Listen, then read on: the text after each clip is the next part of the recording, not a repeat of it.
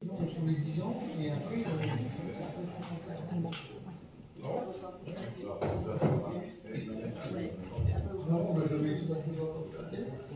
Bonsoir à toutes et à tous. Dans la section conseil municipal, je vais demander à Madame Meunier de faire l'appel, s'il vous plaît.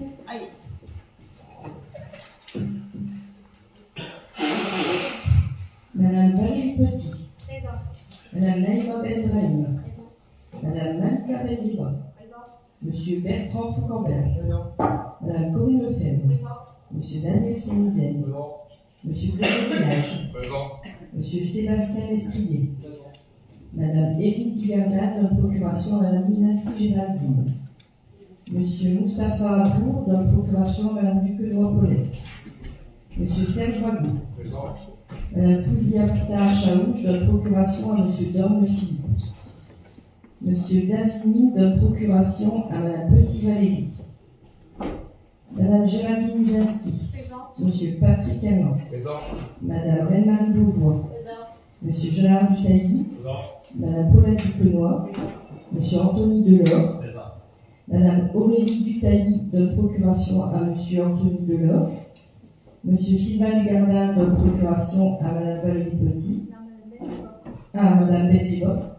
Pardon. Monsieur Philippe Dorme. Monsieur Christophe Co. Madame Aurore Fernandez, de procuration à Madame Marianne Vétu. Madame Clarisse Cacharek. Présente. Monsieur Youssef Bouya, de procuration à Monsieur Christophe Co. Et Madame Marianne Vétu. Présente. Le quorum est atteint.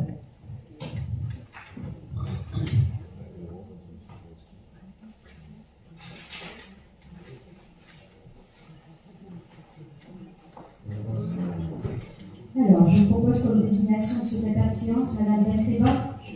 Pas d'objection.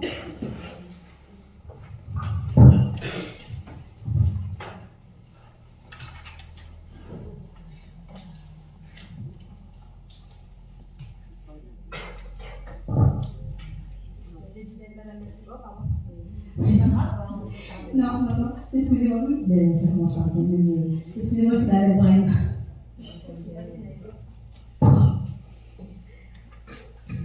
Alors, concernant, donc merci à vous.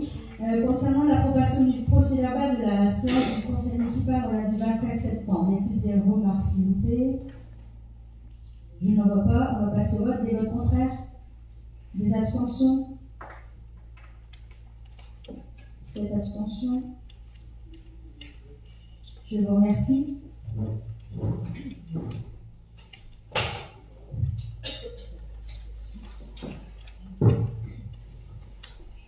Concernant les comptes rendus de décision, donc on a plusieurs décisions. Donc une mise à disposition des salles, convention de stage, abonnement Orange Business pour le nom du domaine d'un montant de 6,72 € par mois, avenant contrat AXA Multirix pour un montant de 858,11 €, des contrats pour la maintenance d'un défibrillateur avec la société Electrocœur pour un montant de 360 € TTC. Convention de dématérialisation des données d'état civil Comelec, avenant dommage bien auprès d'AXA pour modification de franchise à compter du 1er janvier 2025 dans le cadre de la garantie émeute, mouvement populaire, acte de sabotage et acte de vandalisme, soit 15% du montant des dommages avec un minimum de 150 000 € et un maximum de 500 000 €. Oui, j'annonce à l'arrivée de M. Abour. Donc, vous pouvez noter à quelle heure il est arrivé, parce que comme vous ne savez pas à quelle heure il avait rendez-vous, merci.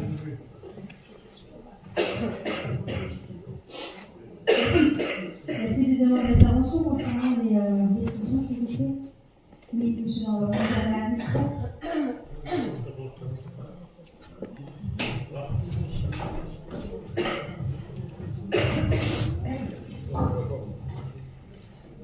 Oui, Madame le maire, pour la décision 2440, mise à disposition du foyer du Gardien pour la délégation militaire départementale du Pas-de-Calais le 13 mars 2025. Je souhaiterais savoir dans quel cadre la délégation militaire départementale sera présente au sein de la commune.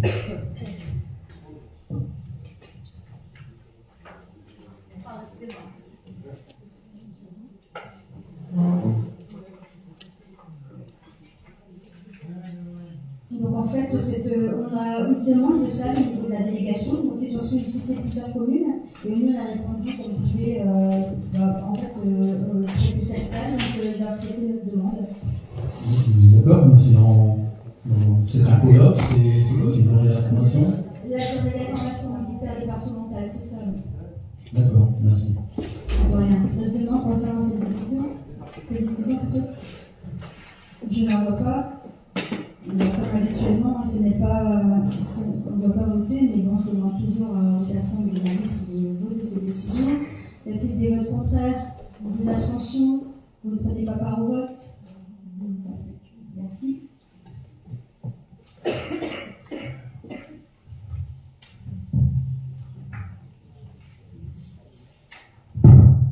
Excusez-moi. Donc, concernant la décision modificative numéro 3, donc il s'agit de la dernière décision modificative de l'année. Elle porte essentiellement sur l'ajustement de crédit. D'une part, au sein du chapitre 11 pour un montant de 12 500 €. Au sein du chapitre 12 pour un montant de 56 100 €. Et également de crédits se font au sein du chapitre, de ce chapitre. Et vous avez également, enfin, c'est bon. On retrouve la subvention exceptionnelle de 300 € avec un virement de crédit au sein du chapitre 65. Puis il y a un transfert entre chapitres concernant les charges spécifiques et notamment les titres annulés pour un montant de 5 000 €. Donc il y a des demandes d'information concernant ces délibérations. Je n'en vois pas. On va passer au vote. Des votes contraires. C'est contre.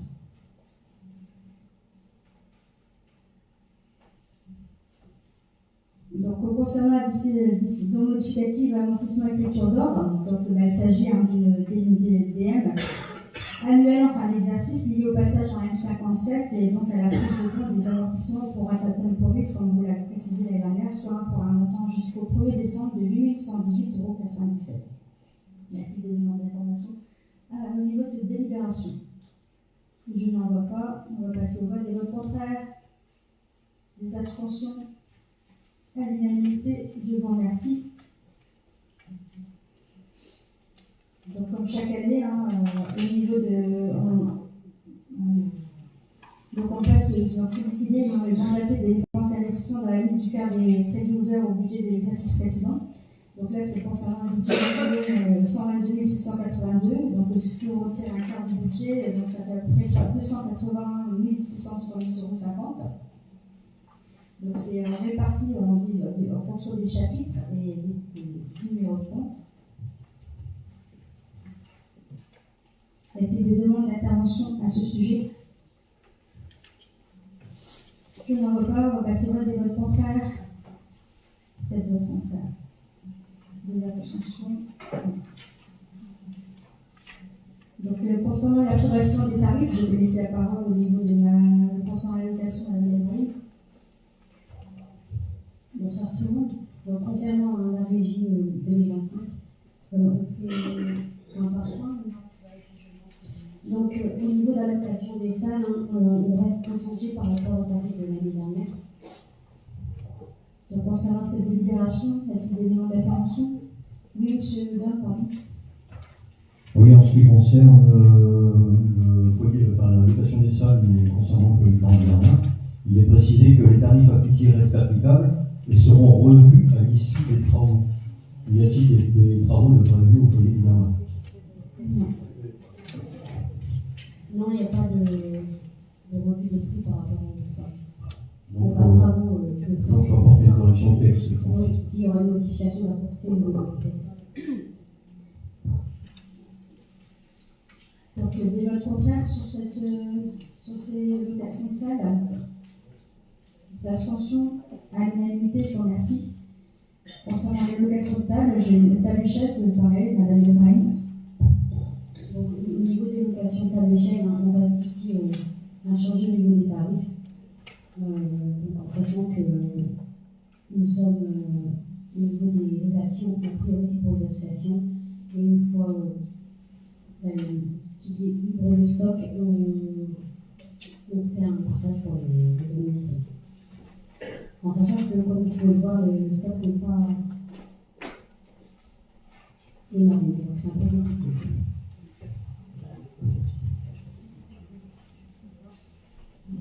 Concernant cette délibération, y a-t-il des demandes d'intervention? Oui, Madame Cacharel. Oui, merci. Je me permets de rebondir sur la remarque concernant le stock. Est-ce que vous avez des précisions justement concernant ce stock et est-ce que vous avez l'intention ou la possibilité de le développer? On est déjà en train de travailler, sur la disponibilité du stock. Là, on a fait des devis, on a déjà fait l'achat de tables. Donc après, au niveau des chaises, il y aura aussi un autre devis qui sera fait au niveau des chaises.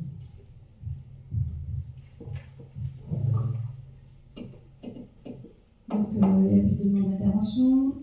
Des votes contraires? Des abstentions? À l'unanimité, je vous remercie. Concernant les tarifs de régie, emplacement en village de Noël, Donc là, effectivement, encore comme l'année dernière, on reste à faire. Pour le tarif des Vinois, on reste en gratuité et les extérieurs, ce sera un tarif de 25 €. des demandes d'intervention, je n'en vois pas, on va passer au vote contraire.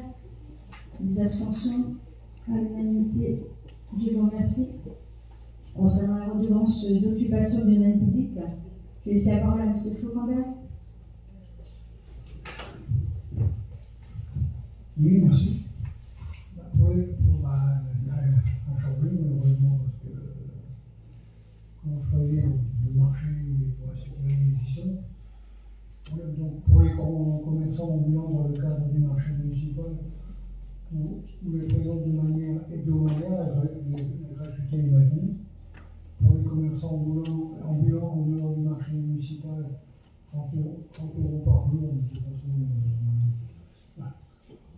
comme on n'a plus beaucoup d'intervenants extérieurs, les droits de place pour les taxis, c'est 40 € par an, ça reste à changer.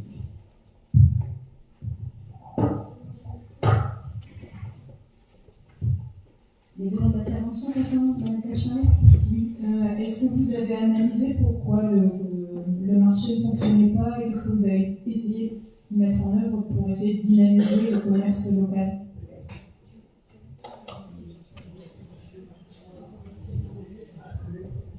La démarche avait été prévue d'entrée. D'abord l'association des commerçants ne fonctionne plus du tout. Ensuite, comment choisir? Il y a eu de moins en moins de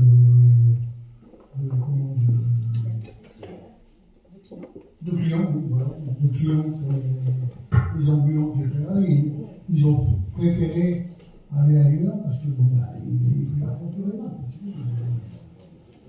Et retrouver, il y en a qu'un qui tient, c'est lui qui tient depuis des années, c'est celui de la boucherie de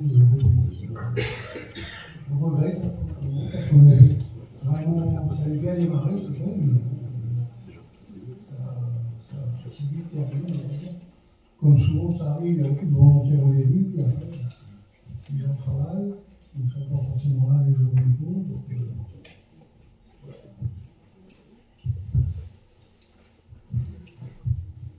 D'autres demandes d'intervention? Je n'en vois pas, on va passer au vote. Des votes contraires? Des abstentions? À l'unanimité, je vous remercie. Donc, concernant tout ce qui est tarif cantine scolaire, je vais laisser la parole à Madame Lefebvre. Merci Madame la maire. Les tarifs de la cantine scolaire restent inchangés. Les tarifs pour la garderie restent. On va faire concernant les tarifs de la cantine scolaire, est-ce qu'il y a des demandes d'intervention? Je n'en vois pas. On va passer au vote. Des votes contraires? Des abstentions? À l'unanimité, je vous remercie. Le tarif pour la garderie reste inchangé. Est-ce qu'il y a des demandes d'intervention, pardon?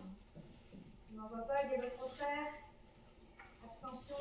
À l'unanimité, je vous remercie. Concernant les centres de mercredi. Les tarifs pour les centres du mercredi restent inchangés également.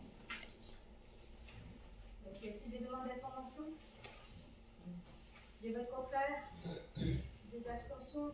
À l'unanimité, je vous remercie. Les tarifs des accueils de loisirs durant les vacances scolaires hors période estivale restent inchangés. Y a-t-il des demandes d'information? Je n'en vois pas. Des votes contraires? Abstention? À l'unanimité, je vous remercie. Pour la période estivale.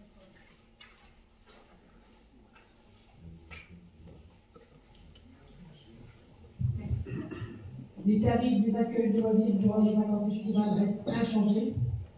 Y a-t-il des demandes d'information? Des votes contraires? Des abstentions? À l'unanimité, je vous remercie. Donc pour cette délibération, donc, ça concerne les photocopies, c'est pareil, les tarifs restent inchangés. Y a-t-il des demandes d'information? Je n'en vois pas. Oui, Monsieur Comte.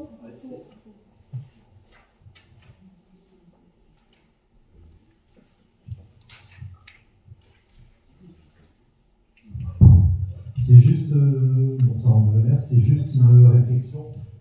Vous faites payer des dossiers plus sur DVD Europe alors qu'il y aurait un site internet et les gens pourraient télécharger gratuitement. C'est juste une. Non, le DVD-ROM, c'est pour vraiment des actes précis au niveau des notaires et autres, monsieur. C'est-à-dire que les dossiers plus. Alors Oui, dans oui, toutes oui. les autres communes, on télécharge le plus le dossier complet. Oui, puis après, vous l'avez également sur le site de l'État, monsieur.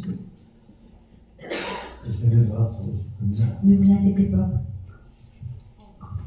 Vous connaissez un nous, c'est bien. Donc, concernant s'il n'y avait pas d'autres informations. Par contre, il faudra poursuivre le micro parce qu'apparemment, vous dites que le son il y a un retour, donc c'est un peu compliqué. Je vais essayer de décaler également. Y a-t-il des demandes d'information, d'autres demandes d'information sur ce sujet? Je n'en vois pas. On va passer au vote des votes contraires. Des abstentions à l'unanimité, je vous remercie. Concernant les tarifs pour les concessions funéraires, les tarifs restent inchangés. Y a-t-il des demandes d'information? Je n'en vois pas. Des votes contraires, des abstentions à l'unanimité, je vous remercie. Je vais laisser de nouveau la parole à Madame Benbrahim comme ce concerne le tarif de vaisselle. Donc, au niveau de la vaisselle, vous avez pu je ne vais pas tout décrire, donc ça reste aussi inchangé. Des demandes Les d'information? conditions de la vaisselle.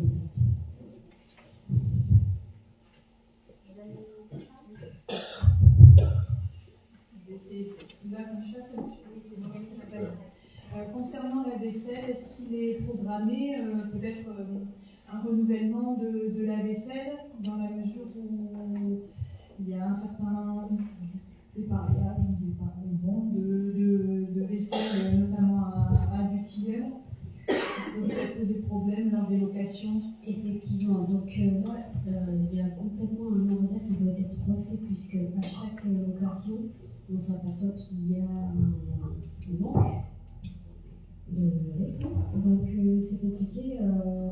Donc là, on doit refaire tout l'inventaire pour pouvoir une fois de plus voir ce qui manque, ce qui ne manque pas. Et ce qui est délicat, c'est que quand on a les locations, quand il y a l'inventaire de fait, on s'aperçoit qu'il manque des choses.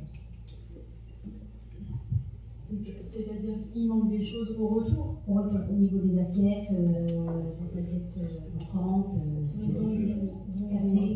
Donc vous facturez? On facture et on envoie un chèque également.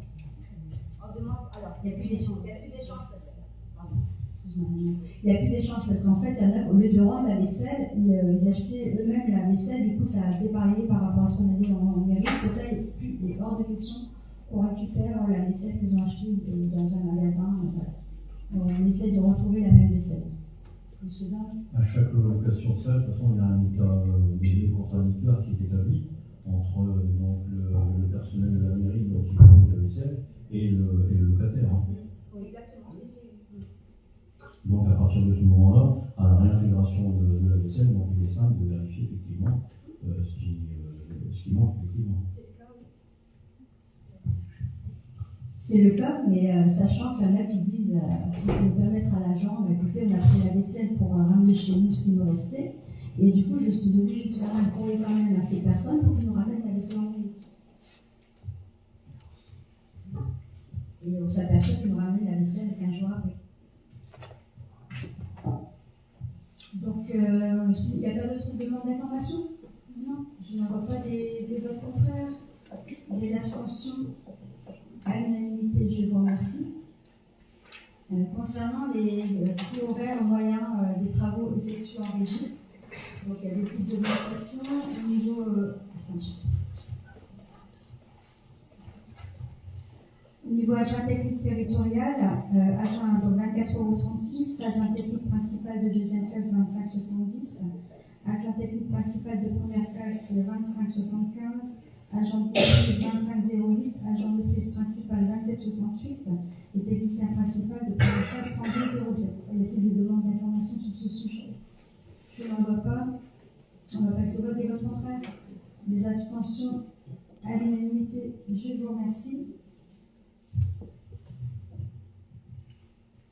Concernant le versement d'une subvention exceptionnelle à l'amicale de Vélan 200, donc c'est 300 € pour l'accompagner de l'organisation qui a eu lieu le week-end dernier, donc le 29 et 30 novembre à la salle du Tiers. Donc y a-t-il des demandes d'information sur ce sujet?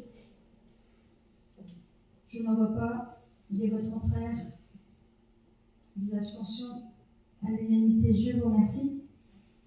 Je vais laisser la parole à Madame Lefebvre concernant l'aide financière pour le renouvellement du matériel de test de la psychologue scolaire. Donc, une aide financière pour le renouvellement du matériel de test de la psychologue scolaire du réseau d'aide spécialisée aux élèves en difficulté. La participation pour l'évaluation s'élève à 1 133,97 €, soit 50%. La commune de Le Fourret prenant en charge la commande et le règlement de la facture, il est proposé de la rembourser.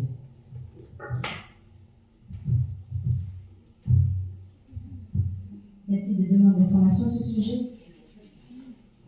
Je n'en vois pas. On va passer au vote des votes contraires, des abstentions. À l'unanimité, je vous remercie. Donc là, concernant la plan marché d'exploitation d'IDEX, je vais laisser la parole à M. Hage. Bonsoir à tous. Alors, effectivement, le marché d'exploitation thermique, aujourd'hui qu'on a avec l'IDEX en prestataire, on est en train de refondre complètement le procédé. On a un AMO chauffage qui travaille sur le projet pour pouvoir refaire une consultation au tout début de l'année prochaine et éventuellement changer peut-être de prestataire en fonction des réponses à l'appel d'offres. Donc, le temps que tout ça se mette en place, on prolonge quand même le prestataire en place, IDEX, jusqu'au 30 juin, pour un montant de 6 754,14 €. Merci. Y a-t-il des demandes d'intervention à ce sujet? Des votes contraires? L'abstention? À l'unanimité, je vous remercie. Donc, maintenant, la convention d'occupation avec la société AMB, donc la convention d'occupation sous-usée prend fin, a pris fin le 18 octobre. Donc, il est nécessaire de conclure un avenant portant la durée d'occupation jusqu'au 31 décembre 2028. Donc, y a-t-il des demandes d'intervention à ce sujet? Monsieur Coe? Oui, Madame la maire, une petite question sur le document qu'on a reçu. Avenant à la convention d'occupation avec la société Ambre, vu la convention en date du 4 avril, occupé pour une durée de 20 ans, un terrain de 25 heures, 98 et 26 ans. Je n'ai pas tout compris, j'ai du mal à convertir les années avec les hectares. C'est les hectares, oui. Ouais, 25 heures, 98 et 26 ans. Le problème, il est ailleurs. Vu l'arrêté préfectoral autorisant l'exploitation d'une installation classique pour la protection de l'environnement, consistant au stockage de déchets dangereux par la société Ambre jusqu'au 31/2027. La question, c'est savoir si on prolonge donc, et ça fait partie aussi des questions diverses qui vont être étudiées pour lesquelles on attend une réponse tout à l'heure. On voit que la société, ça monte de plus en plus, et on apprend que là, c'est du stockage de produits dangereux. Non, c'est des produits. C'est ce qui est noté au niveau de l'arrêté, mais ce n'est pas des produits dangereux. En fait, ils vont recouvrir par la suite, parce qu'en fait, les gaz sont séparés au niveau des déchets. C'est ce qu'on avait déjà dit. Donc là, ils reprennent l'arrêté d'État, si je ne me trompe pas, au niveau Justement, en réalité des TOC qui autorisent du stockage de C'est la produits dangereux. classification, il n'y a pas de, c'est la classification, il n'y a pas de taux dangereux au niveau de la société. Comment on peut s'en assurer? Mais après, il suffit d'aller sur le site. La commission de suivi de site, non, il y a une commission de suivi de site sur la commune. Donc, monsieur Faucambade, je vais peut-être lui laisser la parole, il va peut-être vous répondre à ce On a déjà demandé. Donc il y a longtemps. La commission de suivi de site devrait avoir lieu parce qu'il y a eu, depuis que M. Raffi est parti, on a la nouvelle sous-préfet, on en a encore pas eu. Ça devrait arriver, normalement, pour savoir, normalement, ça se faisait à l'espace régulier. La société faisait état de ce qui se passait sur le site. Je dirais que c'est même mieux que STB, puis STB n'en sait rien. À quand remonte le dernier contrôle de la commission de suivi? Je peux pas dire. Mais je pense que vous avez aussi le pouvoir, vous, en tant que municipalité, en tout cas, d'avoir un œil là-dessus sans forcément attendre les services de la sous-préfecture ou de la préfecture. On a accès aussi dès qu'on le demande. D'accord, donc est-ce que vous demandez d'avoir accès et de contrôler les. Nous, on a le suivi, comme on peut l'avoir, c'est du dépôt de déchets. Vous pouvez solliciter les documents nécessaires pour vérifier. Oui. D'accord. Mais donc vous attendez que la sous-préfecture organise une réunion pour les solliciter, alors que vous pourriez éventuellement d'initiative solliciter ces documents. C'est à l'initiative de l'État. Ah non. On fait des prélèvements réguliers. Il envoie ses résultats à la sous-préfecture qui nous les retourne. Lors des CSS, c'est tous les 2 ans la CSS. Et là, depuis un petit moment, c'est vrai qu'il y a eu un laps de temps où on n'en a pas eu. Mais bon, après, c'est les services de l'État qui ne sont pas suivis. Maintenant, il ne faut pas non plus voir du mal là-dedans, parce que moi, je préfère avoir personnellement affaire à Ambre plutôt qu'à STB. Ambre, à chaque fois qu'il y a eu un problème sur le site, notamment, on peut expliquer le dernier qu'il y a eu, c'était à propos des dépôts nucléaires, alors qu'il y avait un petit peu de random dans des détecteurs d'incendie. Donc il y a des produits dangereux qui sont déposés. Dangereux, mais ils ont aussi installé. C'est juste que Madame le maire disait qu'il y avait des produits dangereux qui étaient déposés. Non, c'est des déchets, ce qu'ils appellent ultimes. C'est ce qui vient exactement de compter le blé je ne me rappelle plus, mais c'est un site où Ramerie trie ses déchets. Et ce qui arrive ici à Emma, c'est ce qui est ultime. Donc, c'est un truc qui ne peut pas être fait recyclé. Donc, non, ben, ça c'était. Il y a combien d'années que c'est comme ça? Ça a toujours été, hein. Depuis quand on est là, ça a toujours été, hein. Mais c'est pas parce que ça a toujours été qu'on ne peut pas vérifier non plus et garantir la sécurité. Normalement, tout le temps que les CSS étaient là, moi personnellement, dès qu'il y avait des gens qui signallaient des choses, j'allais voir directement sur le site. J'ai toujours été reçu. Et notamment les enrôlements de plastique quand il y avait du vent et tout ça. Et là-dessus, on a accès au site quand on veut. Et vous parliez des STB, justement, quel lien? STB, on n'a aucun contrôle dessus. Alors, pour votre information, en février 2023, la dernière commission de suivi, Madame Tachmarek, on vous a envoyé un mail à ce sujet le 7 avril 2023. 2023, il n'y a pas eu. Donc, en venant à STB, j'ai fait un courrier concernant l'État pour avoir une commission de suivi. J'ai une réponse de l'État que non, que ce n'était pas possible de faire une commission de suivi concernant la société STB. D'accord. Et concernant justement la société STB, comment vous garantissez mais non, là on parlait des STB, notamment ces activités d'exaucement de terrain. Comment vous garantissez justement Là c'est la contrôle de l'État parce que même moi en tant que maire je n'ai pas accès au site. Je peux aller visiter comme j'ai fait une fois en 2021, si je ne me trompe pas. Mais je n'ai pas, en fait, on m'interdit d'accéder, quand il y a eu les problèmes des policiers, je ne sais plus quand là, on m'a interdit en tant que maire d'accéder au site. Ben, vous n'avez Pourquoi pas. re-signer le contrat dans ce Non, là, c'est pas là, on parle d'STB, hein, Non, mais monsieur je Chauvin. parle d'STB, Oui, là, pardon. Hein. Oui, Non, c'est mais parce que parce que STB s'agrandit sur Oui. votre territoire, Oui. sur votre commune. Vous ne pouvez pas être interdit de Bah, passer. c'est Madame Cachemarac. Mais alors, dans ce cas-là, il faut peut-être essayer de. Madame Cachemarac, j'ai déjà fait un courrier, je vous transmets le courrier de la sous-préfecture. Vous savez, vous avez la possibilité aussi de déposer plainte concernant les activités d'exaucement en dehors du cadre légal et réglementaire, puisque effectivement, Il faut le justifier si, voilà. bah, vous justifiez, mais vous pouvez justifier rien qu'avec les photos, notamment celles qu'on vous a transmises, concernant la hauteur et la largeur et la longueur. J'ai une réponse STB, hein, j'ai une réponse STB que je vous ferai tout à l'heure. D'accord, ok. Mais en tout cas, vous avez aussi cette possibilité juridique de déposer plainte s'agissant d'une infraction de la part de STB. Oui, mais non, il n'y a pas de souci, Madame Cachemarac, je vous transmettrai le courrier de l'État, d'accord? Et là, on est sur la société Ambre.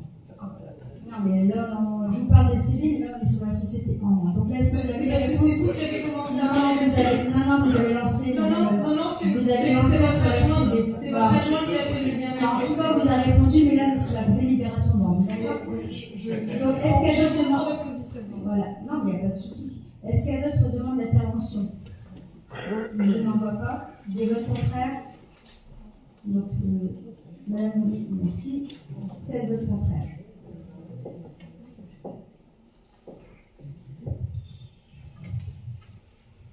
Donc, concernant l'exonération sur la taxe foncière des propriétés bâties, je passerai la parole après concernant ici la maison cité à Mme Brahim. Donc, au niveau de l'agglomération, par rapport à l'agglomération, donc la loi de finances pour 2024 a prorogé l'abattement de 30% sur la taxe foncière sur les propriétés bâties. Concernant le patrimoine bâti des bailleurs sociaux situés dans les quartiers prioritaires d'habitude de la ville, sur la durée du contrat de ville, soit jusqu'au 31 décembre 2030. Sur le territoire de la commune et de la maison, cela concerne donc 528 logements prioritaires définis dans le contrat de ville au sein du QTV. Donc la cité Corneau et concerne également les bailleurs suivants, donc Maison de Cité et SIA. Au total, cela représente environ 48 500 € à l'année. Est-ce qu'il y a-t-il des demandes d'intervention concernant cette convention sol avec la CAC? Je n'en vois pas. Des votes contraires, des abstentions, à l'unanimité, je vous remercie. Donc là, sur cette délibération, je vais laisser la parole sur les deux petits points SIA et société, puis je reprends de nous. Alors, concernant la délibération 15, il s'agit du plan d'action dans le cadre de la l'exonération de la TFPB. Donc, en sachant qu'ils sont concernés deux bailleurs sociaux, SIA Maison et Cité, au niveau des quartiers prioritaires. Donc, au niveau de SIA, on est à 62 logements, donc l'enveloppe de la TFPB est de 27 314 €, 40. Et donc partagé sur 5 axes.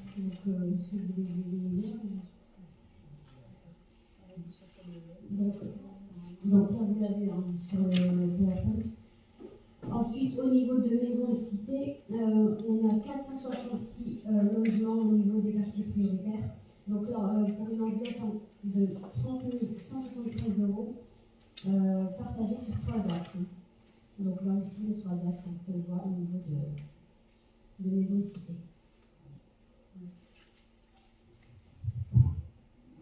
Y a-t-il des demandes d'intervention concernant ces exonérations TFPB? Je n'en vois pas. On va passer au vote concernant SIA. Des votes contraires, des abstentions, à l'unanimité, je vous remercie. Concernant Maison et Cité, des votes contraires, des abstentions, à l'unanimité, je vous remercie.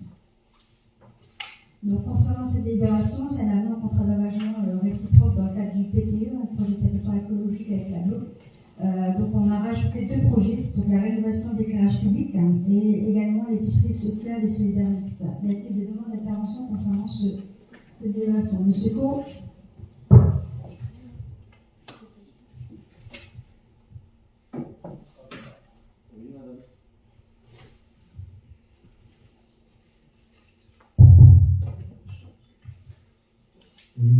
cette délibération et notamment sur l'avenant que vous nous donnez. Il y a un projet de territoire dans l'article 3.1 qui mentionne que le foncier urbain avec le PTE, il est plafonné et cumulé à 2,5 millions. Quand on additionne l'ensemble des opérations, on arrive à 3 940 000 euros.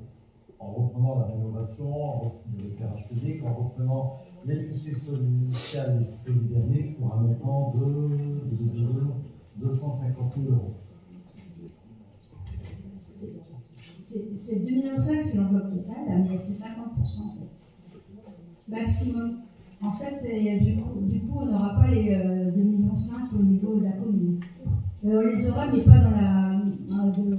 Donc le coût total s'élève pour l'instant sur ce projet-là à 3 900 000 euros. Mais ils ne prennent pas la globalité des projets. 50%. Mais il n'est pas sur la globalité des 3 millions, monsieur. Vous parlez de projet de quel projet? Je parle de l'ensemble des projets. Ce oui. projet que vous venez ici de signer, c'est un contrat d'engagement 2022-2026. C'est ça. On va dire sur le mandat 2026. Oui. D'accord? Donc ça veut dire qu'à hauteur de 3 000, vous allez engager à hauteur de 3 940 000 euros de projets qui sont notifiés ici. Il y a déjà des choses de faites, oui, mais ça se oui. Il y a des choses de faites, pardon. La rénovation du centre Gino Sana pour 1 653 000, on n'a pas vu passer. L'installation de panneaux photovoltaïques sur l'école Bloom, 142 000 euros, on n'a pas vu passer. Mais si, c'est passé au niveau de la par contre. L'épicerie solidaire, le 250 000 euros, on n'a rien vu passer. La fosse 8, 1 669 000, on n'a rien vu passer. Et maintenant, la rénovation de l'éclairage public, 225 000 euros, on n'a rien vu passer de tout ça. Donc, ce sont des projets qui vont devoir être budgétisés ou révisionnés pour l'année prochaine. Pour les photovoltaïques, ça a été budgétisé. Ça n'a pas été réalisé. Non, puisque ça va être réalisé sur 2025. Parce qu'on vient d'avoir juste au niveau de l'agglomération, l'accord de l'agglomération. Donc ça va être réalisé en 2025. Et tous ces autres projets, vous allez les financer comment? En fait, c'est pas dans vos doigts, Madame Marini, c'est payé. Je pense que les élus, ils sont en capacité. Oui, exactement, monsieur Cour, on va vous répondre. Oui, on va vous répondre, monsieur Cour. Je suis à la réunion des maires concernant le PTE avec les autres maires. Il y a différents projets, en fait, que je vous explique. Les projets, on les avance, d'accord? Ça ne veut pas dire qu'ils vont être retenus par l'agglomération. On donne des estimations, et après, il y a la personne, l'agent du service au niveau de l'agglomération, qui revient vers nous en demandant soit des modifications ou le projet ne passe pas forcément. Par rapport aux demandes de subvention, exactement, merci. Ça, je comprends bien, je me doute. Mais au-delà d'un projet de subvention ou d'un projet de financement, il faut le déposer, c'est-à-dire qu'il faut le travailler et il faut le budgétiser. Oui, mais avant de le déposer, il fallait passer la demande, monsieur. Ils nous ont demandé de déposer parce qu'il y a des nouveaux axes, surtout au niveau des l'éclairage public, ce n'était pas pris en compte dans le PTE. Ils nous ont demandé si on avait des projets, donc on leur a dit. Et on a rencontré, pas si longtemps que 15 jours, 3 semaines, on nous a demandé de rajouter ces deux projets au niveau de l'avenant. D'accord, ça c'est l'ACAP qui vous l'a demandé. Exactement. On y reviendra après dans le rapport d'activité, mais franchement, je trouve que ça va, encore une fois, hein, on verra sur le budget qui sera, sur le dernier budget municipal qui sera voté l'année prochaine, mais ça va engager obligatoirement une mandature 2026-2032, et c'est pas forcément des travaux c'est des travaux qui vont être impactants pour les programmes municipaux qui seront présentés, parce que automatiquement il faudra les financer. Enfin, je vous dis franchement, au niveau de la bonne et bien aidé, monsieur Leco. Vous n'avez pas toutes les informations, mais je peux vous assurer. Les spécialistes financiers en face, allez-y, je vous écoute, il n'y a pas de problème. J'attends votre analyse financière, in fine de la commune. Mais je pense que même si on est financé 3 900 000 à hauteur de 50%, il restera quand même pratiquement 2 millions à trouver pour la commune. Donc ça va être compliqué. Ne vous inquiétez pas, monsieur. On en reparlera l'année prochaine. On va reparler l'année prochaine. Sans problème. Il n'y a pas de souci. Vous allez m'applaudir, monsieur. Je vous le dis, non, mais vous pouvez. Vous allez m'applaudir, monsieur. Je suis heureux de le savoir. Voilà. On a tous les deux hâte. Vous allez voir. Si vous savez. Il n'y a pas de souci. Donc, est-ce qu'il y a des demandes d'intervention à ce sujet? Voilà, non, je n'en vois pas. Des votes contraires. Il y a 7 votes contraires, c'est dommage. Des abstentions, merci pour les attributs. Donc, concernant l'accord transnational pour l'éducation du coach mutuel Rouge-Jaurès, donc je vais laisser la parole à M. Hage. Merci Madame la maire. Donc on va revenir à des choses un peu plus modiques au niveau des sommes de travaux. Il y a le terrain qu'on a acheté pour faire le futur guidinage, qui est en limite de propriété avec les époux RICA. D'ailleurs, on leur a d'ailleurs cédé une partie du terrain récemment, je pense que c'est un conseil municipal, pas celui d'avant. Donc voilà, donc on a décidé d'édifier une clôture qui symbolisera la mutualité, une clôture en concret de béton, comme on peut en voir partout, qui s'élève à un montant de 4 455 € hors taxe et qui sera forcément divisé par 2 vu la mutualité. Et il y aura un remboursement à la commune des époux RICA de 2 673 €. Merci. Y a-t-il des demandes d'intervention à ce sujet? Je n'en vois pas. On va passer au vote des votes contraires. Les abstentions. À l'unanimité, je vous remercie. Concernant le permis de louer, modification du périmètre, je laisse la parole à Mme Delville. Bonsoir. Au niveau du permis de louer, il y a une modification du périmètre avec des ajouts de rues, notamment la rue Châtelet, Raoul Briquet et Cité des Victoires. Y a-t-il des demandes d'intervention à ce sujet? Je n'en vois pas. Des votes contraires, des abstentions à l'unanimité. Je vous remercie.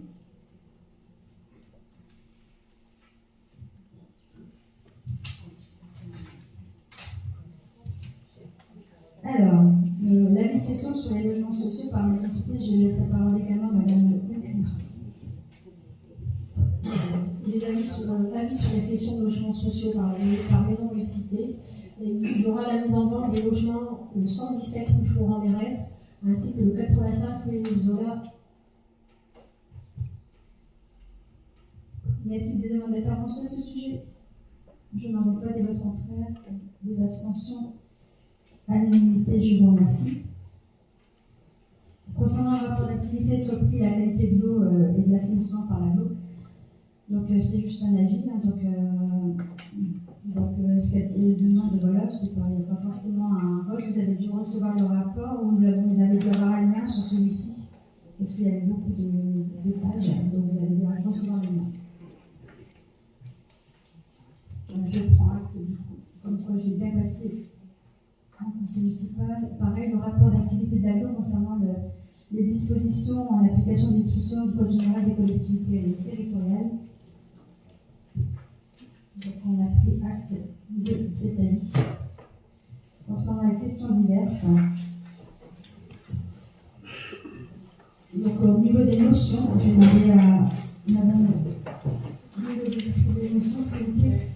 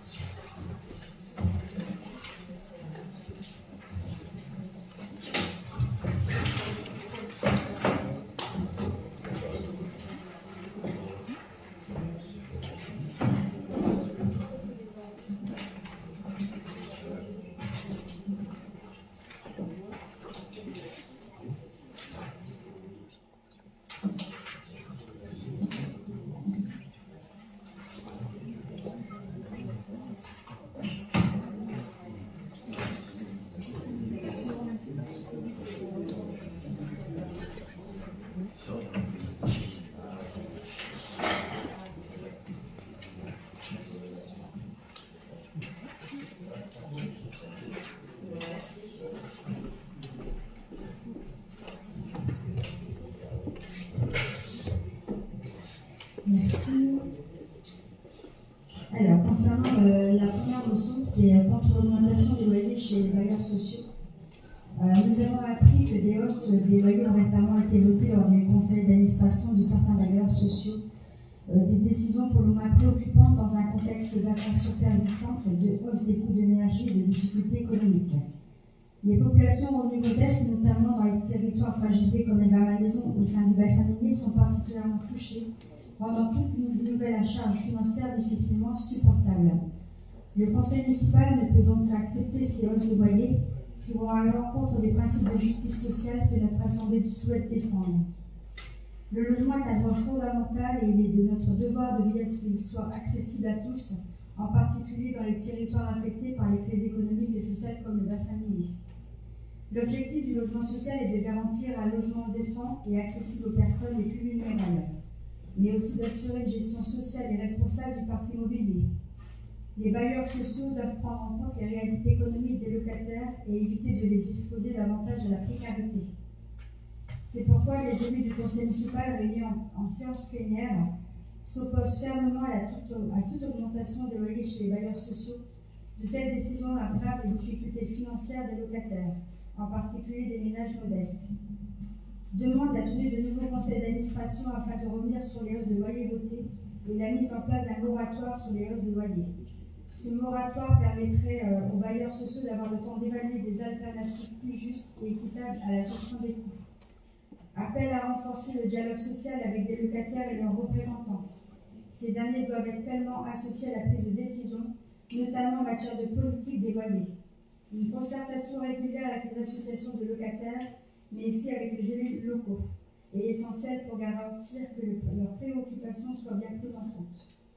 Par ailleurs, pour inciter les bailleurs sociaux à ne pas augmenter les loyers de leurs locataires, il incombe à l'État de les soutenir davantage.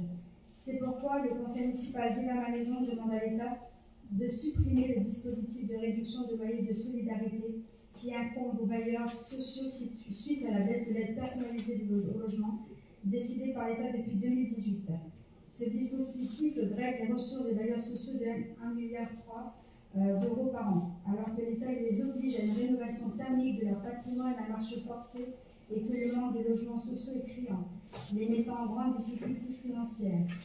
D'augmenter l'APL en conséquence, de renforcer l'accompagnement financier des bailleurs sociaux pour la rénovation thermique de leurs logements, d'aider les bailleurs sociaux à construire des nouveaux logements pour une aide à la pierre plus significative. Voilà pour ces premières notions. Vous voulez amender ou c'est...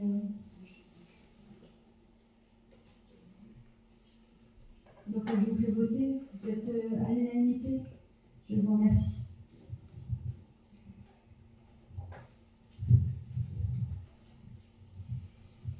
Concernant cette deuxième motion, ça présente, donc le présenter aujourd'hui, concernant les Metal Europe, l'annonce est tombée.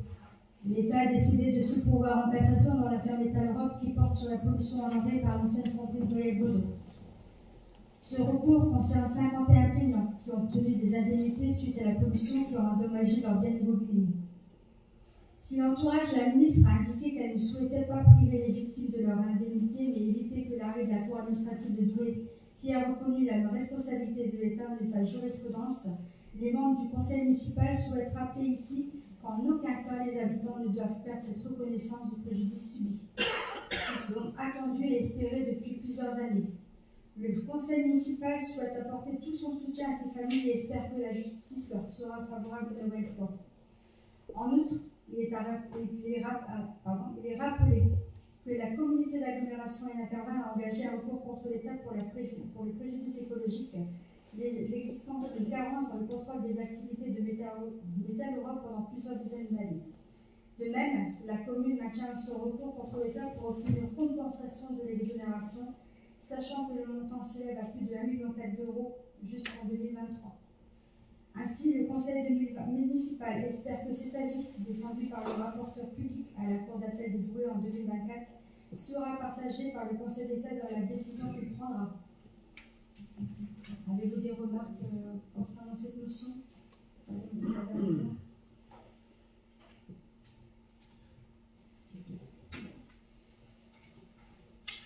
Alors, pour votre information concernant cette motion, j'enverrai une lettre ouverte dans chaque boîte de main à l'attention avec le conseil municipal, en fait, en accord avec le conseil municipal. Il y aura une lettre ouverte de ma part dans toute boîte aux lettres. Je préfère vous l'annoncer. Donc, concernant la notion situation financière d'une campagne nationale pour sensibiliser le grand public sur le rôle essentiel des communes. Face aux crises que traverse notre pays, les communes sont plus que jamais un pôle de stabilité comme d'efficacité et un repère pour les Français. Oui, les communes, heureusement. Heureusement que notre pays bénéficie de ce socle d'innovation et de performance publique pour apporter nombre de services de proximité aux habitants, pour renforcer les liens entre eux, pour améliorer leur qualité de vie et leur porter des projets concrets pour l'avenir.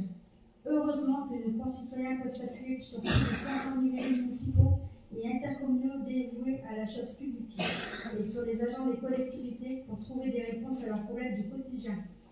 Heureusement que les communes et leurs intercommunalités construisent et entretiennent les écoles, les routes, les équipements sportifs et culturels, les cimetières, etc., sans jamais emprunter pour leur fonctionnement, donc en respectant la règle d'ordre financière, ce qui en fait parmi les plus vertueuses d'Europe. La commune de la Malmaison s'associe à la campagne lancée par l'AMF, campagne nationale de sensibilisation et d'information intitulée « Les communes, heureusement », destinée à souligner ce rôle essentiel des communes et intercommunalités. À rebours des discours stigmatisant les collectivités et leurs élus, tenus par l'exécutif pour responsable de ce qui renvoie aux échecs de l'État. Cette campagne met en lumière le travail réalisé au quotidien par les communes et la nécessité pour l'État de faire confiance aux collectivités, en les libérant de la bureaucratie et en leur donnant les moyens d'agir. Voilà pour cette notion. Je vais encore attendre. Des votes contraires, des abstentions et l'unanimité, je vous remercie. Et cette mention, on maintient également concernant la contribution du conseil régional. On a été alerté par une mobilité sur d'autres projets qu'on avait au niveau communal, mais du coup, qui va nous bloquer à ce sujet. En matière de la gratuité des transports scolaires pour les lycéens. La gratuité des transports publics s'impose de plus en plus comme une mesure sociale, écologique et économique incontournable dans le cadre des transitions actuelles.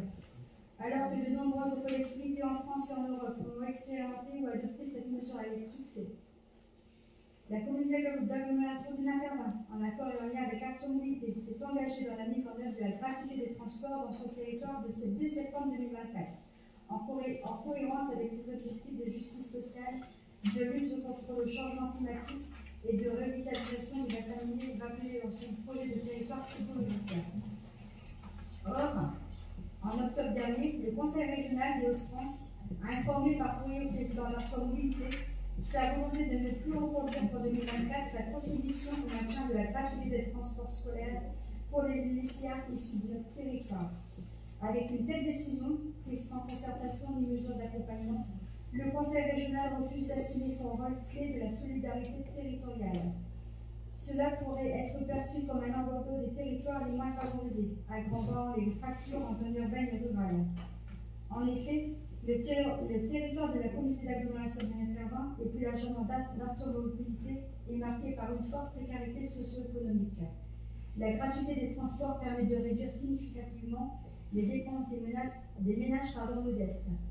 De plus, en l'absence de soutien financier du Conseil régional, les communes et intercommunalités pourraient être mises sous pression pour compenser cette perte et éviter une rupture de service.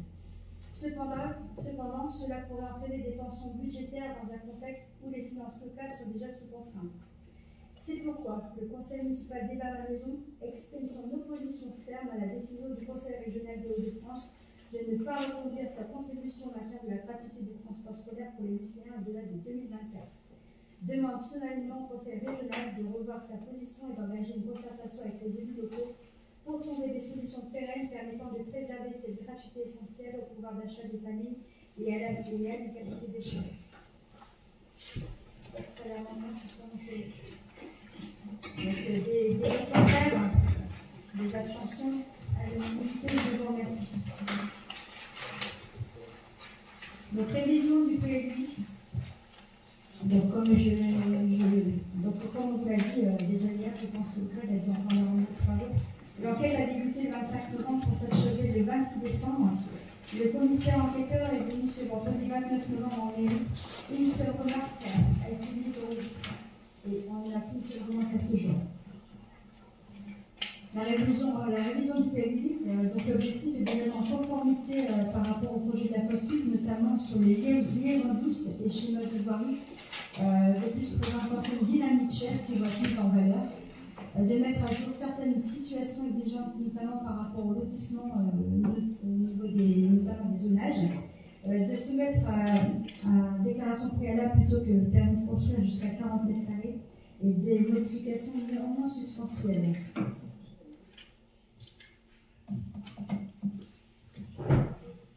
Donc, concernant la réponse de la Poste pour le distributeur, alors, un courrier que j'ai reçu. Madame le maire, nous accusons réception de votre courrier nous informant du retrait du distributeur de billets du Crédit Mutuel de votre commune. Parce que je les ai interpellés, parce qu'en fait, quand ils ont enlevé le distributeur, ils me disaient qu'il y en avait encore un au niveau de la banque, mais bon, cette banque a également retiré, comme je l'avais dit au dernier conseil. Comme nous le voyons au quotidien, les usages liés au transport. Je voulais vous dire parce que vous avez quand même, quand je l'ai lu, ça m'a un petit peu interpellé. Comme nous le voyons au quotidien, les usages liés aux transactions en espèces ont considérablement évolué en France ces dernières années. Aujourd'hui, les paiements en espèces ne représentent plus que 50% des transactions, une tendance accentuée par la crise sanitaire. Les transactions par carte bancaire ont connu une nette accélération, notamment avec le déplafonnement du paiement sans contact à 50 €. Le développement des paiements par téléphone mobile et l'essor des virements instantanés. Ces transformations ont un impact significatif sur l'utilisation en baisse de distributeurs automatiques de billets. La Poste, par l'intermédiaire de sa banque, propose déjà un service de retrait d'espèces au guichet, comme au sein de votre commune, accessible dans nos bureaux de poste ainsi que dans certaines agences postales communales. Par ailleurs, des solutions de dépannage existent également auprès de certains commerçants partenaires. Nous notons également notre importante présence avec 4 distributeurs de la Banque Postale dans un rayon de moins de 7 km autour de votre commune, Noël-Baudot, Dourges, Douanier et Bercourt, ce qui peut constituer une solution complémentaire pour vos administrés. Si vous souhaitez étudier l'installation d'un nouveau distributeur automatique de billets dans votre commune, vous avez la possibilité de vous rapprocher de sociétés spécialisées dans ce domaine, telles que les sociétés Brice ou Lomise, qui pourraient vous accompagner dans cette démarche. Nous restons à vos dispositions pour toute autre information complémentaire de la l'administration de l'administration distinguée. Donc voilà, ça je voulais vous en faire part. Donc, il y a possibilité de faire par rapport à l'implantation par un prestataire privé. On s'est renseigné au niveau du montant de la prise. C'est entre 15 à 20 000 € pour une installation et un loyer mensuel minimum entre 800 et 200 €. Donc vous comprendrez qu'au niveau de la commune, ça risque d'être très compliqué. Donc voilà pour votre information. Donc avant de passer aux questions demandées, donc un petit rappel concernant l'article 5, questions orales. Les conseillers municipaux peuvent s'adresser à Madame le maire par mail à contact@mairie-maison.fr. Un petit rappel par rapport au mail, ou dgs@mairie-maison.gmail.com, 48 heures au moins avant la séance du conseil municipal. Des questions qui portent sur des sujets d'intérêt général, des questions déposées après l'expiration de l'exercice visées sont traitées à la séance ultérieure la plus proche. Elles ne donnent pas lieu à des débats, sauf demande de la majorité des conseillers municipaux présents. Lors de cette séance, Madame le maire ou l'adjoint délégué compétent répond aux questions posées par les conseillers municipaux. Madame le maire peut choisir de répondre aux questions lors du prochain conseil municipal. Si le nombre d'objets et l'importance de la nature des questions orales le justifie, Madame le maire peut décider de répondre lors du prochain conseil municipal. Les questions orales sont traitées en profondeur le jour. Donc pour votre information, on va répondre à vos questions, questions du groupe Agir Ensemble, sécurité, jeunesse, communication, propreté, environnement, commerce, travaux, vie associative, cérémonie et le mieux vivre en ville. Pardon. Excusez-moi, Madame le maire, je voulais juste savoir pourquoi vous vouliez préciser ce point. C'est parce qu'en fait, on me dit que normalement, on n'a pas à répondre. En fait, on vous répond à vos questions, mais il n'y a plus d'intervention. D'accord. Mais en fait, je trouve ça un petit peu dommage parce que mais le règlement a été validé. Vous savez très bien qu'on était contre. Mais l'idée, c'était de pouvoir échanger. Après tout, on est tous conseillers municipaux, on est tous là pour l'intérêt de notre commune. l'idée c'est de pouvoir travailler aussi ensemble. Et voilà, si on vous pose des questions, et si les réponses à nos questions ne nous semblent pas claires, on aimerait bien... Ça me fera un écrit, vous faites un écrit, je vous ferai un écrit. La question n'est pas la juste question pour moi, c'est que ce n'est pas nos questions, ce sont les questions des Élinois. Donc si les Élinois avaient une réponse déjà, ils ne se tourneraient pas vers nous. Répondez-leur. Monsieur Gaulle, généralement, répond aux administrés, si je peux me permettre. Donc, si les personnes n'ont pas répondu, qui nous renvoie le mail comme qu'on n'a pas répondu, monsieur Gaulle. Tout simplement à contact@mairie. D'accord avec vous, je vois pas ce que dgs@mairie vient faire, c'est pas une élue. Donc, contact, donnez les adresses mail des élus responsables, des adjoints. Non, on transmet tout le temps un contact. On a 2 adresses mail et généralement, le secrétariat, si je peux me permettre, monsieur Gaulle transmet des éléments aux élus concernés. Si je peux me permettre, les réponses ne sont pas apportées, parce que sinon on n'aurait pas dites-moi les questions. Je suis un peu surprise parce qu'en fait, là, j'ai pas de mail, on n'a pas de mail en attente, on a regardé. On a regardé. Changer de fournisseur internet, alors je pense qu'il doit y avoir un gros blocage. Écoutez, je ne sais pas où est ce blocage, alors du coup, monsieur Gaulle. En tout cas, vous sachez que généralement, on a vraiment un retour au niveau du secrétariat. J'ai même revérifié du coup par rapport à vos questions pour vous dire au niveau des mails, monsieur Gaulle. Vous voyez, et même au niveau des élus.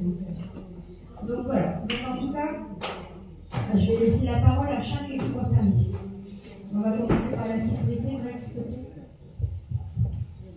Alors, concernant la sécurité, question numéro 1, vous nous interpellez sur des lumières, des éclairages publics qui s'éteignent à certains moments de la soirée dans la cité Cornuau. Alors, on a vérifié, effectivement, il doit y avoir quelques petits couacs. Néanmoins, il faut savoir que pour toute la partie d'éclairage public qui a été rénové dans la cité, il y a tout un système de temporisation à des fins forcément d'économie d'énergie qui est mis en place. Donc, néanmoins, on interpelle la société qui est en charge de l'éclairage public.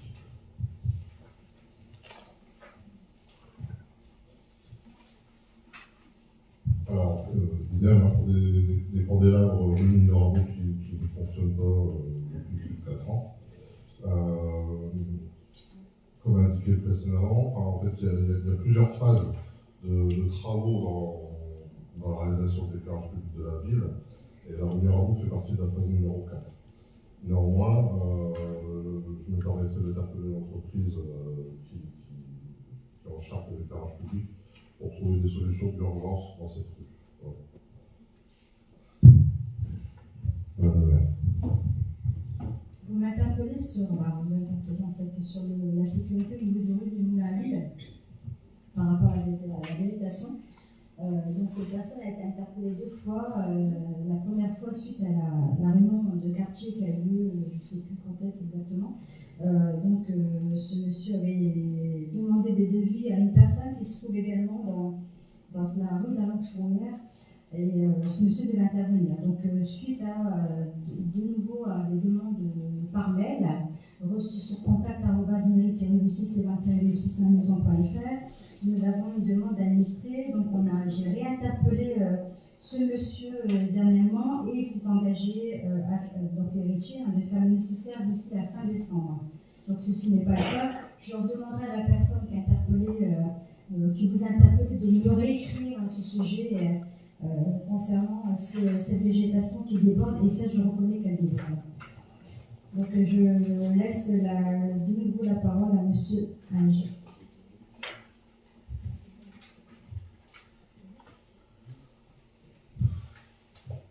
Alors, vous nous demandez si on peut faire une demande pour un éclairage entre le rond-point d'entrée des Vins et le pont de Courcelles côté des Papillons.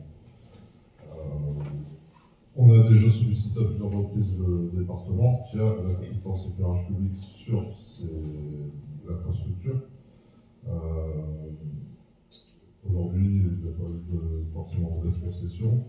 Donc, éventuellement, on va envisager de mettre en place les travaux sur la phase 5 de l'éclairage public.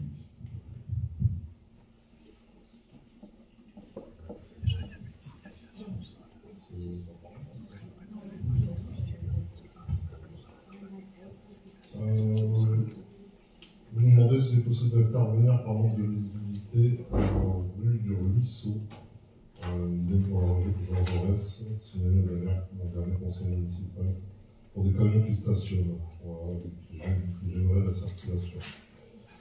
Ces deux situations qu'on connaît, les administrés ont déjà été interpellés,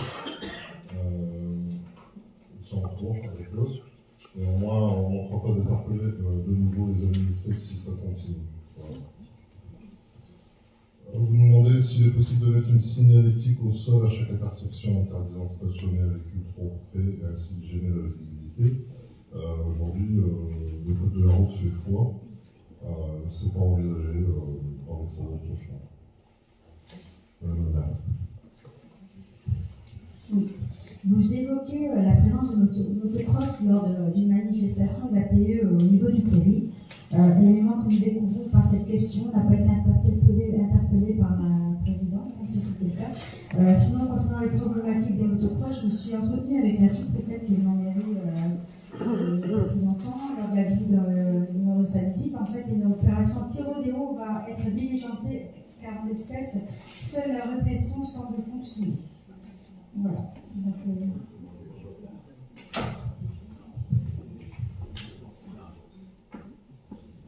je vous ai indiqué que 3 lampadaires extérieurs ne marchent plus, rue Florent et Artera. Comme je vous l'ai indiqué tout à l'heure, cette rue fait aussi partie de la phase 4 des travaux d'éclairage public.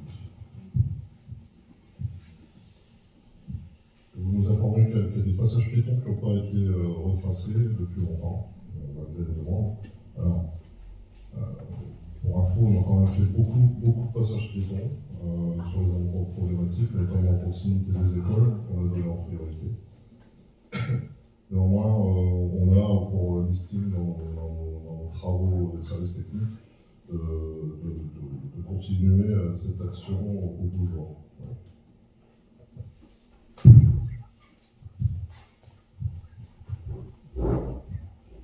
Concernant la rue Zola, les problèmes de sécurité persistants, on rencontre régulièrement des administrés, on apporte avec mal quand on fait des réponses.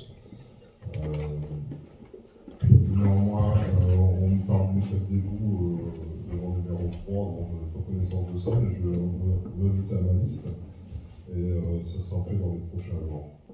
Et néanmoins, dans cette rue, déjà, il va y avoir les travaux quand même qui sont réalisés par la PEC, avec des reprises enrobées et certaines bordures. Et on a aussi récemment, début d'année, ou toujours de cette année, réalisé quand même pas mal de signalisation et de traçage dans cette rue.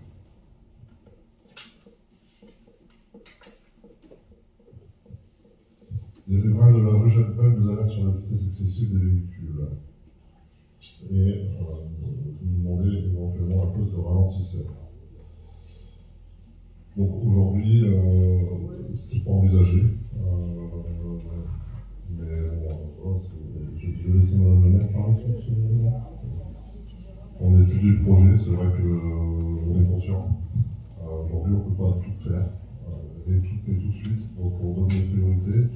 Et bon, ça sera aussi dans notre liste de choses à faire. Merci.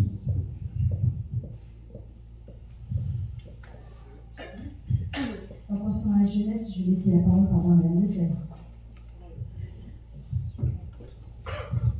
Merci, Madame. Est-il prévu une participation financière par la municipalité pour le projet scolaire des écoles de la ville, notamment pour le projet de classe de maire de l'école Mérès? Comme indiqué lors de la réunion avec les parents d'élèves, la commune est dans l'attente d'éléments.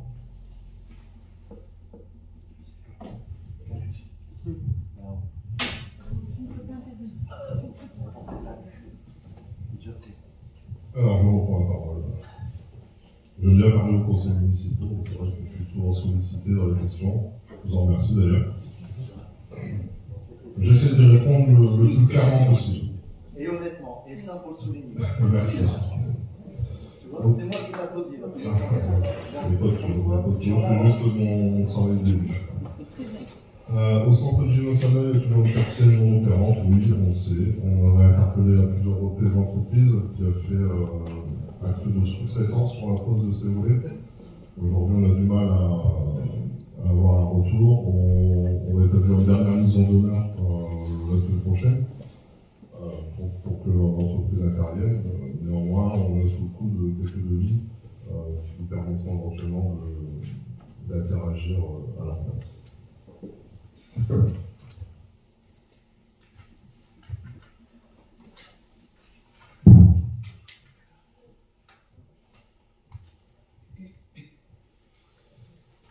Vous demandez quelles sont les actions menées par la municipalité pour garantir la sécurité aux abords des écoles, notamment au niveau du stationnement. C'est vrai qu'il y a pas mal d'incivilités qui sont constatées.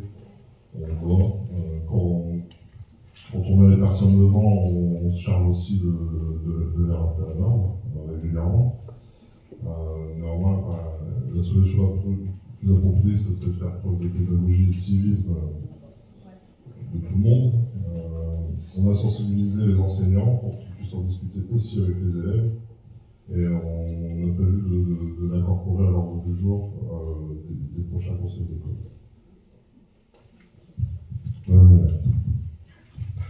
Merci, Michel.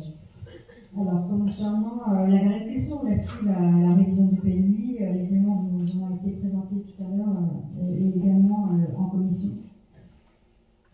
Je vais me permettre de reprendre l'information dans la mesure où, en tant que membre du CIVOM, elle en est partie prenante. Quand vous dites elle, c'est Madame le maire ou la municipalité? Bah oui, là je pose la question. Je veux juste espérer que le elle correspond à la commune et non pas à moi-même. C'est juste ce que je voulais dire. Cette prétention-là, c'est bien la commune. Oui, la commune. Non, parce que bon. Non, mais je préfère le préciser en fait. Juste comme il y a eu des L, beaucoup de L le concernant. Je voulais vraiment ça me. La question, c'est de l'équipe commune. La L, en fait. Juste avant, il y a la commune. C'est pas précisé. Mais juste avant. Les impacts sur notre commune. Dans la mesure où, tant que membre, le membre de la commune, elle est une commune. Exactement. Non, mais je voulais juste qu'on me passe, comme il y a beaucoup de L concernant, c'est pour ça que je voulais demander. Jouez pas la carte de la victimisation. Arrêtez, monsieur. Parce qu'en fait, je précise. Donc je précise.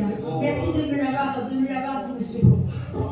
Madame, donc cela fait 4 ans que le projet du site internet, on a relancé sur le projet concernant le site internet, donc lors du dernier conseil municipal, je vous réaffirme que, s'il vous plaît, concernant le, oui, on est en démocratie, s'il vous plaît, merci. Concernant le site internet, comme lors du dernier conseil municipal, je vous réaffirme que le projet est en cours notamment avec la société Crocante, avec laquelle nous avons contractualisé récemment. Concernant la propreté de l'environnement, je vais laisser la parole à M. Faucambert.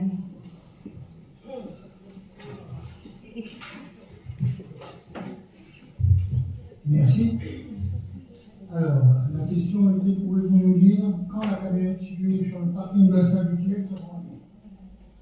Concernant cette camionnette assangée sur le parking, la procédure est en cours et le propriétaire a été identifié. Maintenant, l'affaire est dans les mains de la police parce qu'il a fait tout à prendre.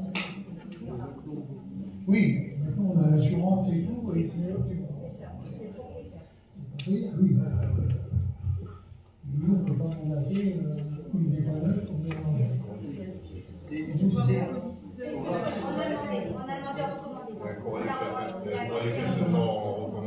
un courrier qui a été recommandé et on a reçu la réception du courrier recommandé. On arrive à la fin. Donc on arrive à la fin du mise en demeure, à partir de là, on pourra faire le. Voilà.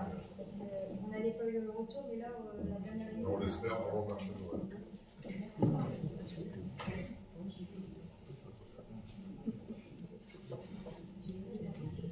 Alors, s'il vous plaît. Serait-il possible d'améliorer l'entrée de ville par la rue Jean Jaurès venant d'Aubry?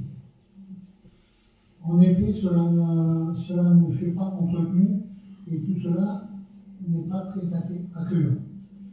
Alors, par cette question, vous évoquez la rue Jean Jaurès prolongée, ça m'interpelle parce qu'il y a le début de la rue qui est encore sur Emma et après la pénétrante, c'est la rue Jean Jaurès prolongée.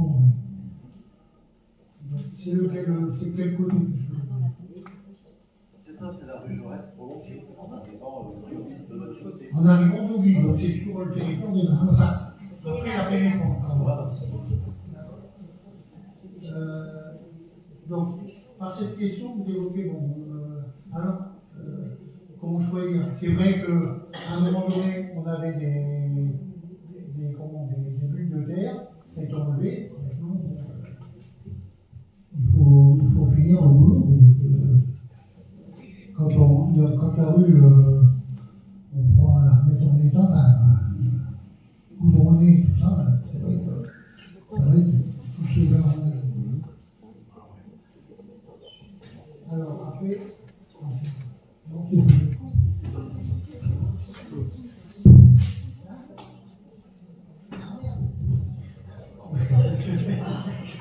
Cette question, oui. L'entrée de la rue des Ruisseaux, cela fait plusieurs mois, il y a des troncs de sapin. Oui, c'est ça, des troncs de sapin entreposés, pourriez-vous les faire enlever? Concernant la rue de Ruisseau, nous allons y regarder, parce que moi, personnellement, j'avoue que j'ai même découvert un entier au niveau de alors, il n'y a pas de moyen d'en faire avant que vous dites. Il y a des coins que j'écoute. Alors, monsieur, la question suivante, s'il vous plaît.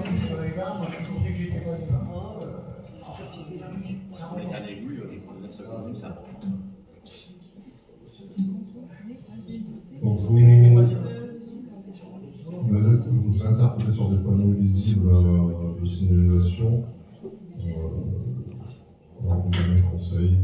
Vous avez indiqué un rendez-vous avec le département qui a eu lieu pour fin septembre. D'ailleurs, on n'a pas parlé que des panneaux de signalisation, mais je me suis permis de leur rappeler. J'ai d'ailleurs fait des mails et des relances à ce sujet régulièrement. Aujourd'hui, j'ai pas de retour. Il y a un petit dysfonctionnement dans le service suite à un décès au sein du conseil départemental, donc c'est un petit peu compliqué. Néanmoins, c'est pas tombé aux oubliettes. Je me charge de relancer régulièrement. Devant la porte du cimetière, il y a un trou qui est inondé. Plusieurs les visiteurs ont passé par le portail. Pouvez-vous faire quelque chose? Oui, effectivement, il y a une présence de flaques quand il y a des fortes pluies. On a étudié avec les services techniques une solution de repli, en fait, de pérennisation d'accès. Néanmoins, en attendant, effectivement, le grand portail est toujours accessible. Mais ça sera fait. Donc, par rapport à la question que vous avez posée concernant la société STB, donc on a eu un mail de la société STB, donc je ne sais pas comment il y a eu les questions. Donc STB Matériaux, donc ça c'est la réponse que la société STB je vous ai dit le mail qui nous a transmis. STB Matériaux ne procède aucunement à une extension. L'apport de matériaux inertes dans le cadre de l'aménagement du site est réalisé dans l'emprise de notre propriété à l'intérieur de la limite de l'autorisation préfectorale. Limite ayant été implantée par un géomètre expert, nous avons aussi l'occasion de visiter ce secteur avec vous il y a quelques années et de voir ensemble la piste de contournement de notre limite de propriété. Donc ça c'est vrai que j'avais fait un point parce qu'il y avait même empiété, si je peux me permettre, sur une partie d'ombre et tout ça a été revu en conseil municipal. Donc je vais délaisser de nouveau tout cela. Il y a aussi la hauteur en fait, il n'y a pas que la... Oui, ça on l'a constaté avec Madame Benfiba hier, en venant de l'agglomération, et du coup on s'est même toutes les deux interpellées à ce sujet par rapport au chevalement, parce que normalement il ne doit pas dépasser, si je peux me permettre, la limite de chevalement.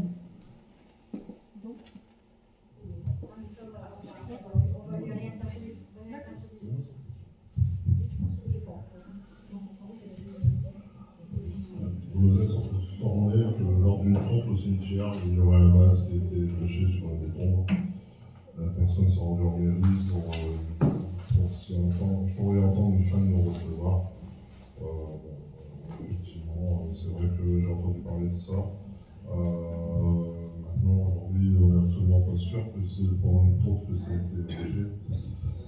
C'est quand même un cas assez particulier aujourd'hui. Bon,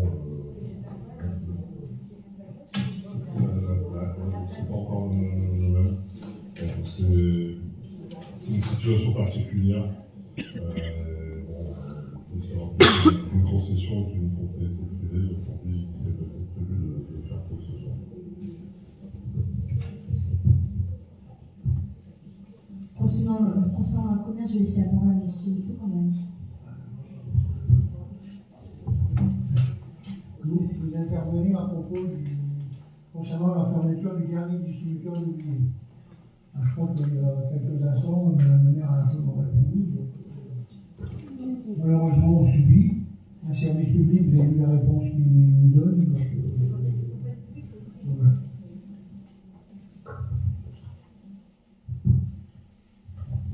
Les travaux, monsieur Halle? J'ai déjà fini ma bouteille d'eau, excusez-moi. Non, ça va, ça va. Concernant la rue Mirabeau, vous me demandez si les travaux vont être faits parce que c'est compliqué pour avoir des véhicules. Effectivement, j'ai rencontré à plusieurs reprises des administrés de cette rue.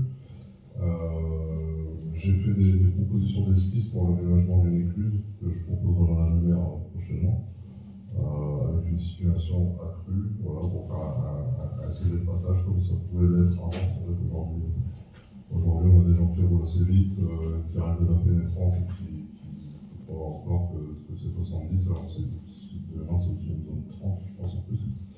Donc, je m'étais engagé auprès des administrés de laisser personne au budget de l'année prochaine. Et on va faire des choses simples et efficaces, voilà, sans que ça coûte trop à la commune.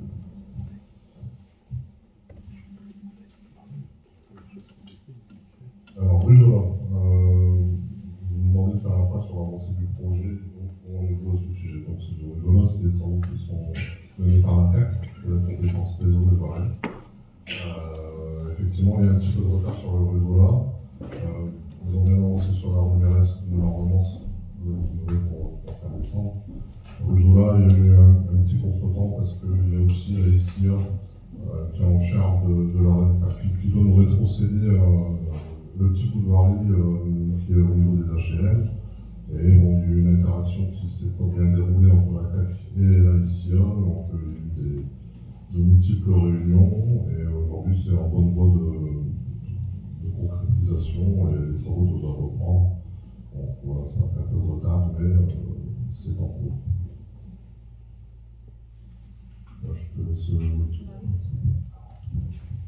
Donc, vous évoquez la rétrocession partielle de quelques mètres lors de la réflexion des rues Amandine Jaurès, en indiquant que certaines situations sont en suspens, un point va être fait. Parce que oui, j'avais deux cas en fait au niveau surtout de la rue de la Mandin, mais on va revoir au niveau des services à ce sujet.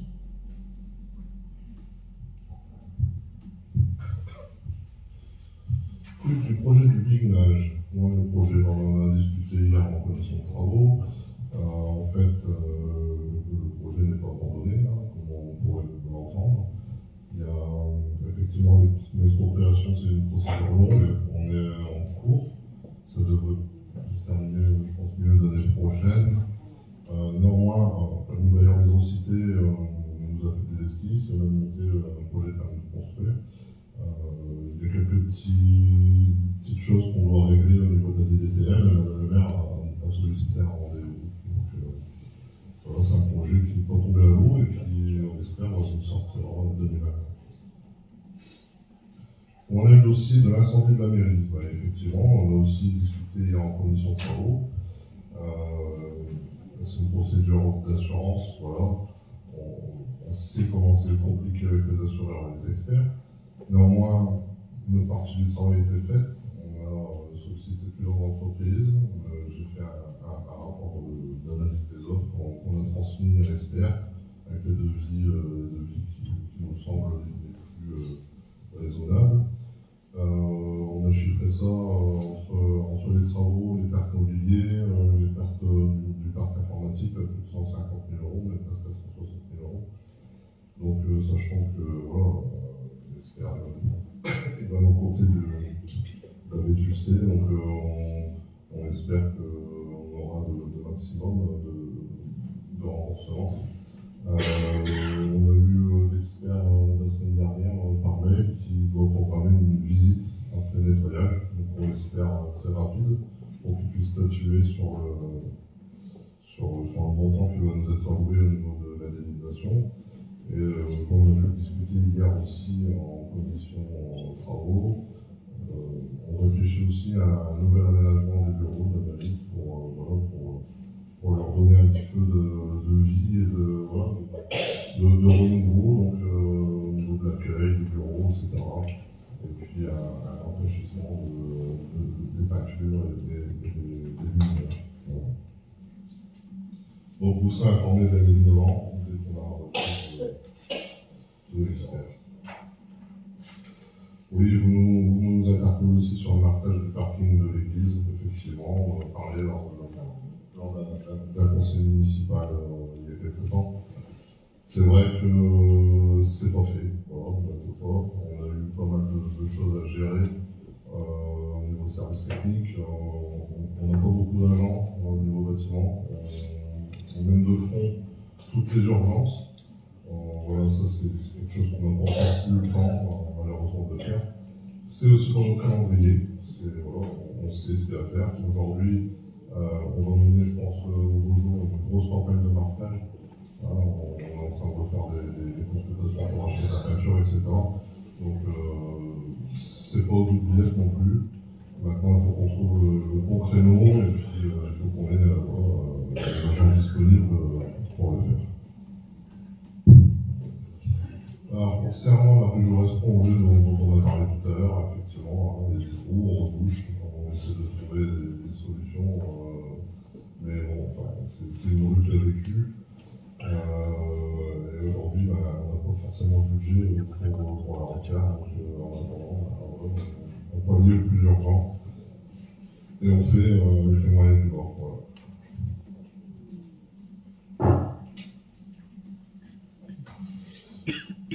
Oui, concernant la gouttière de la salle du Tilleul, on en a parlé très récemment avec un administré. C'est vrai que voilà, c'est quelque chose qu'il faut faire. Donc on a des devis aussi qui sont en cours pour qu'on puisse, je pense, voir peut-être début de l'année prochaine ou en fin d'année pour la modifier et la remettre en état. Le panneau indicateur à l'entrée de la rue Mirabeau est tombé à terre et illisible. Comme j'ai déjà pu vous le dire précédemment, c'est un panneau qui appartient au département. Donc, ça fait partie du signalement que j'ai pu faire en septembre aux services départementaux, dont j'attends encore un retour. Alors là, s'il faut, on pourra peut-être tester le remettre, mais bon, aujourd'hui, de toute façon, on n'arrive plus à lire ce qui est écrit dessus. Et les tagués, oui, c'est vrai.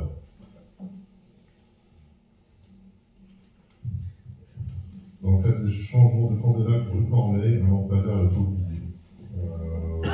Effectivement, donc on a interpellé la société en gestion des charges publiques pour ce point.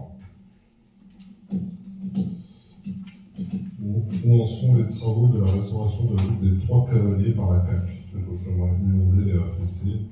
Effectivement, on a interpellé la CAC et certains administrés aussi l'ont fait.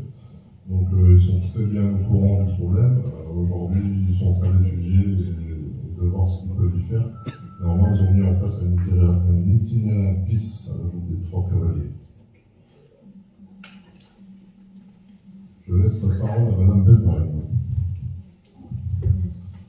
Donc là, vous interpellez pour la patinoire à savoir s'il y aurait des créneaux pour les enfants des écoles.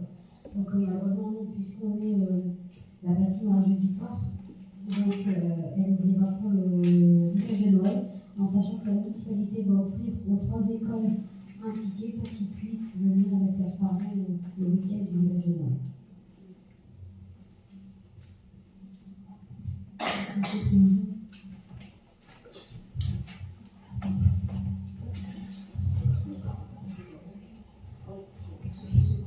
Oui, bonjour à tous. Vous évoquez l'utilisation du dojo en salle pour une cérémonie ou une manifestation associative et les entraînements de vélo. Sachez que la question est en cours de discussion avec l'association et le président M. Conseil.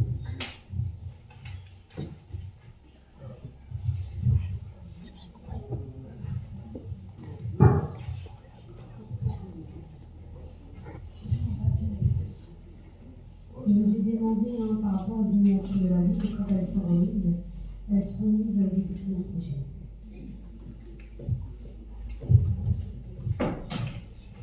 Donc, concernant en ville,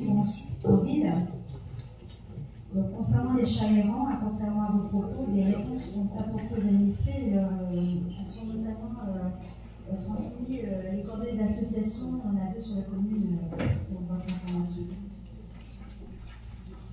Vous évoquez l'information transmise sur la canalisation Air Liquide présente le long des lotissements Simone Veil et Alphonse. Celle-ci n'est nullement contradictoire avec les plantations distantes qui ont été faites sans concertation. En concertation, pardon.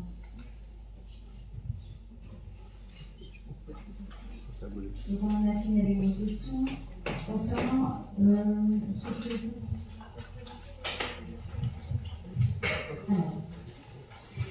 Alors, juste un petit rappel par rapport au week-end du 13 et 14 décembre, il y aura le village de Noël.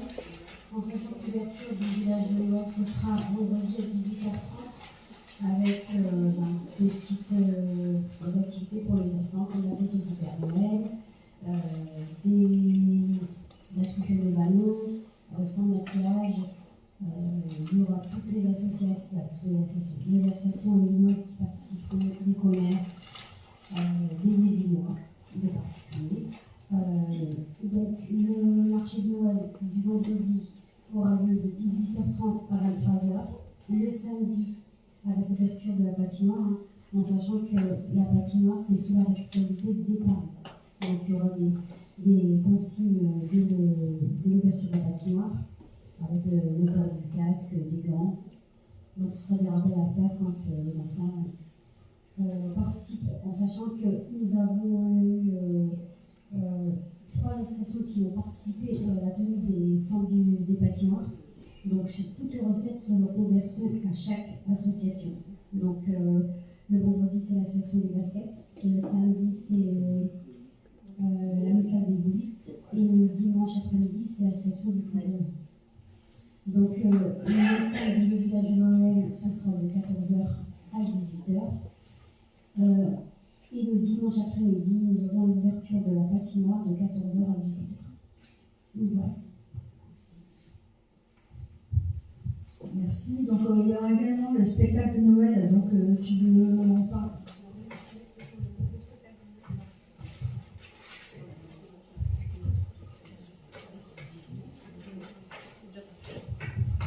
Donc, le spectacle de Noël aura lieu le 19 décembre. Donc, comme chaque année, nous allons faire passer les petits de la maternelle le matin et les primaires l'après-midi.